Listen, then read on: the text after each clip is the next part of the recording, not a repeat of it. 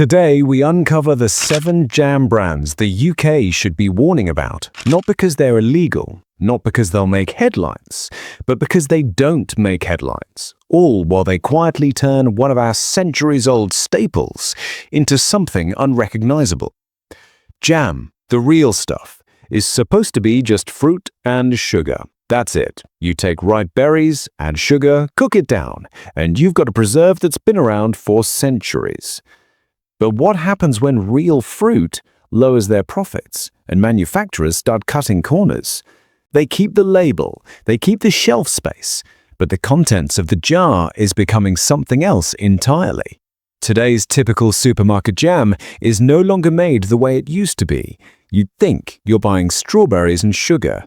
Well, you're actually getting a gel, a sweetened simulation made mostly of glucose-fructose syrup, pectin, acids, and the barely legal minimum of fruit.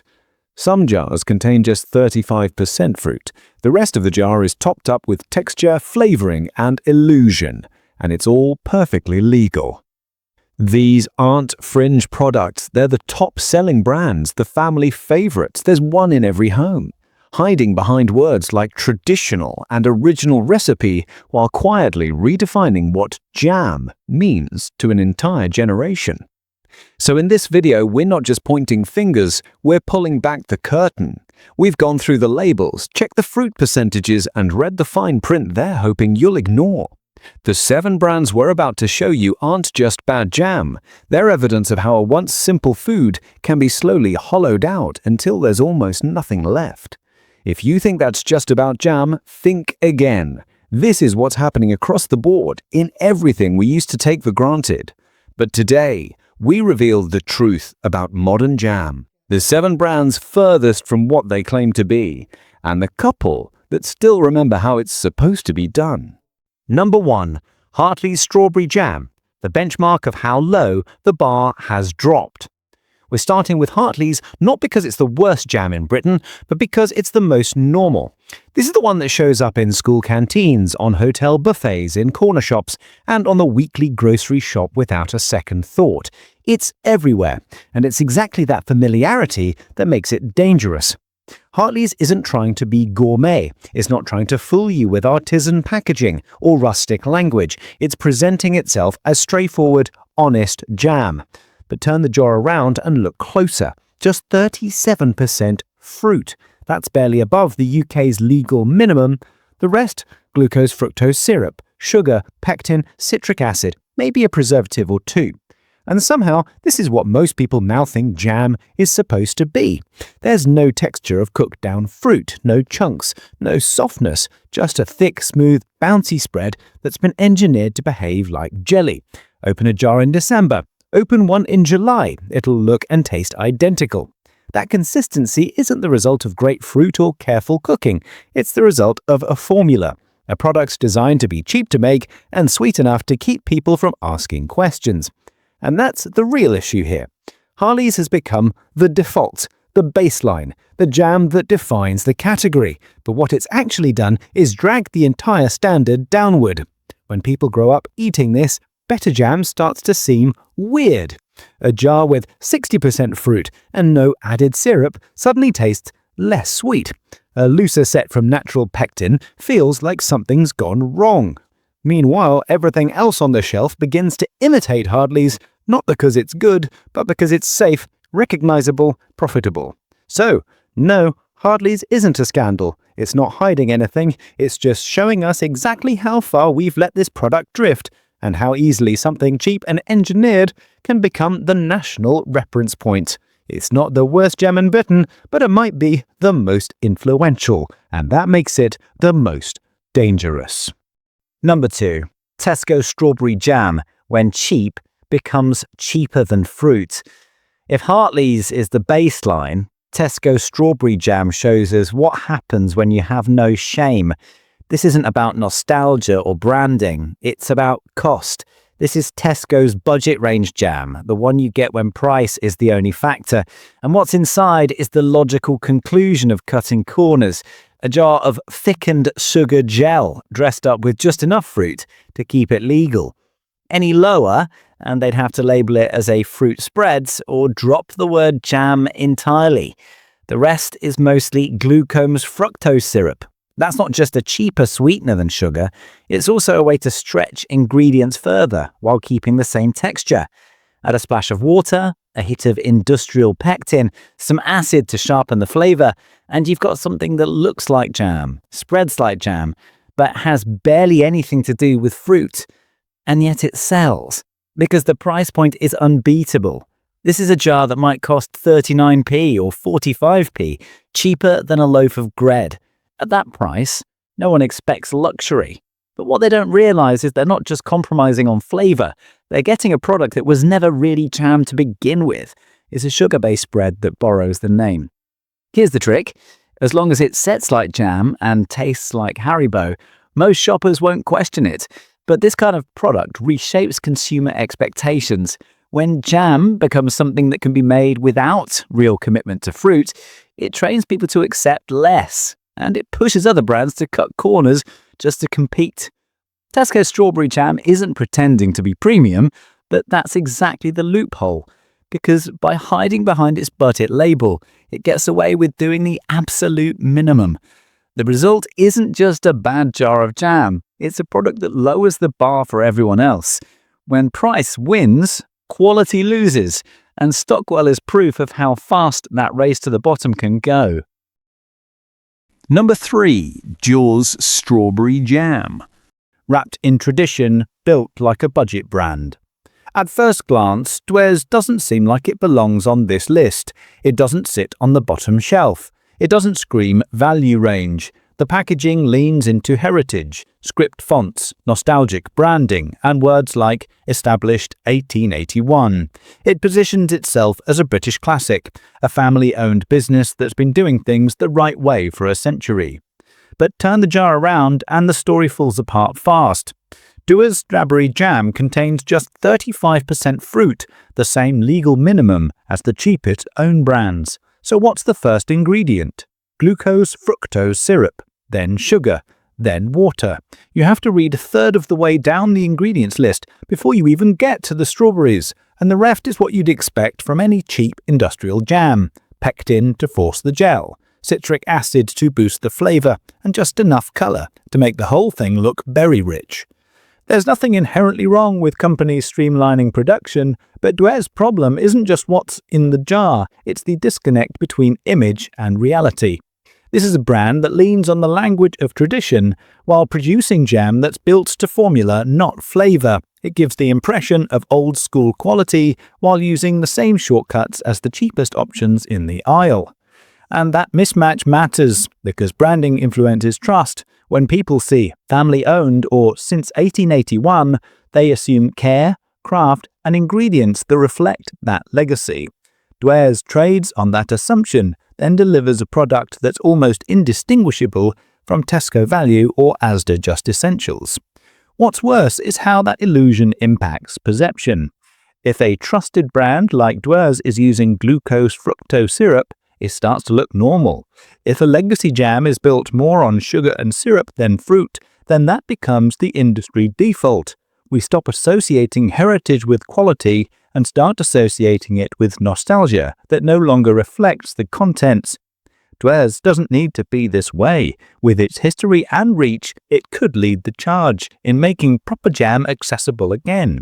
Instead, it uses the past as camouflage, and that's why it earns a spot on this list, not for being the cheapest, but for pretending to be something better.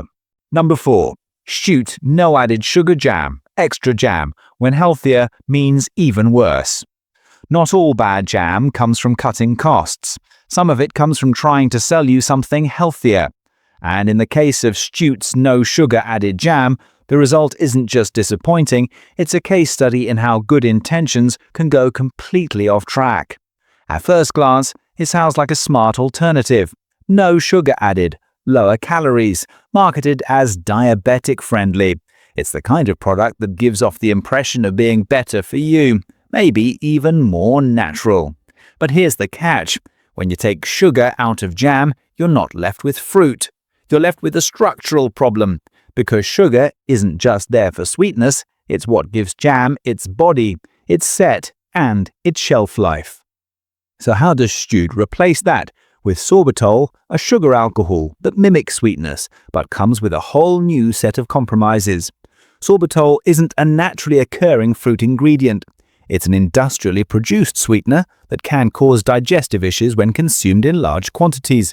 And it's listed right at the top of the ingredients, above the fruit itself.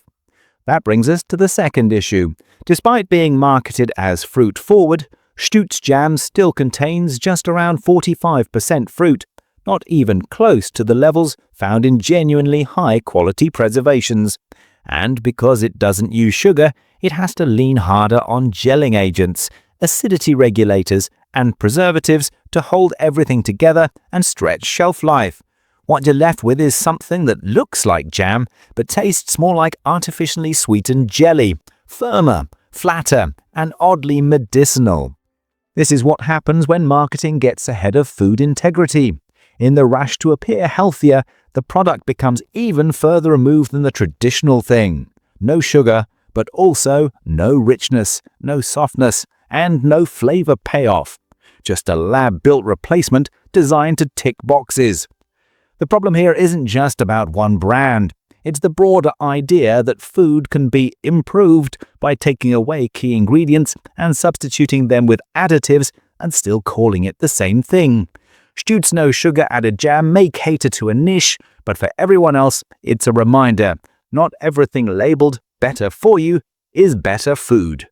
Number 5. Asda Just Essentials Strawberry Jam, the budget excuse to make Frankenstein's spread. By now, most people recognize Asda's Just Essentials range. It's bright, it's simple, and it's designed to feel helpful, like the supermarket's doing you a favor. The packaging leans into transparency. No fancy fonts, no overpromising, just plain labels and bold colors that scream, "We're keeping it real."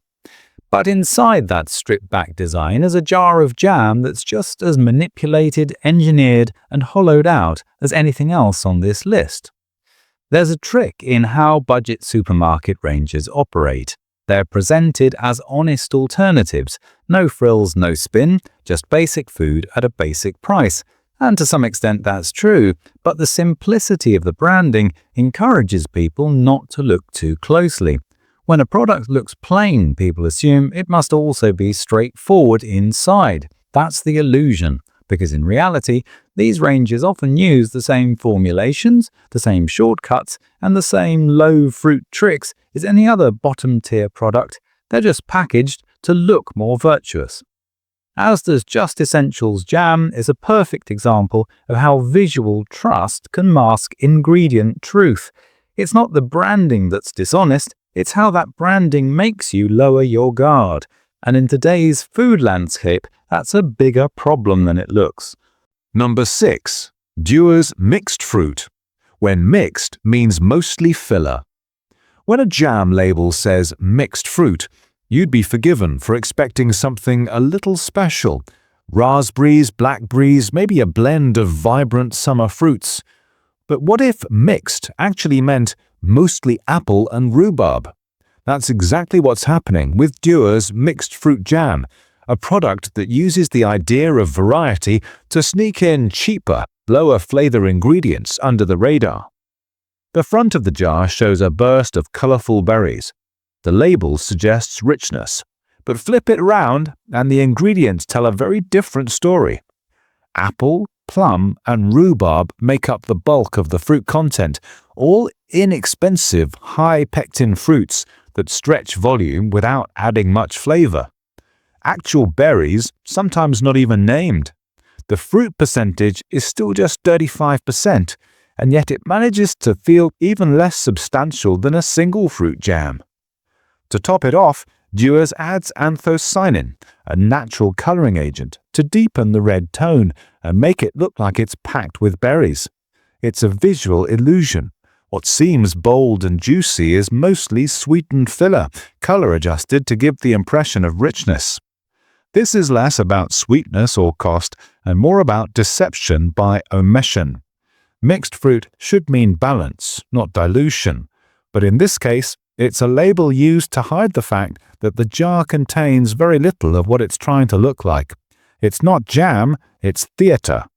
And once you see it, you can't unsee it. Number 7. Sainsbury's Stamford Street Co. Watered down in every way. Sainsbury's budget tier jam doesn't just cut corners, it waters them down, literally. Unlike most jams that at least pretend to be fruit and sugar, this one lists water as a key ingredient, and that tells you everything you need to know. With only 35% fruit, the legal minimum, and glucose-fructose syrup carrying the bulk of the sweetness, the addition of water is a red flag. It's there to bulk out volume, reduce costs, and make the product easier to gel with added pectin. But in doing so, it weakens everything else: flavor, consistency, and authenticity. This isn't a preserve, it's a diluted imitation engineered to meet shelf expectations without ever earning the name jam. It lacks the brightness of real fruit, the texture of a proper cook-down, and the richness that even modestly made jam can deliver.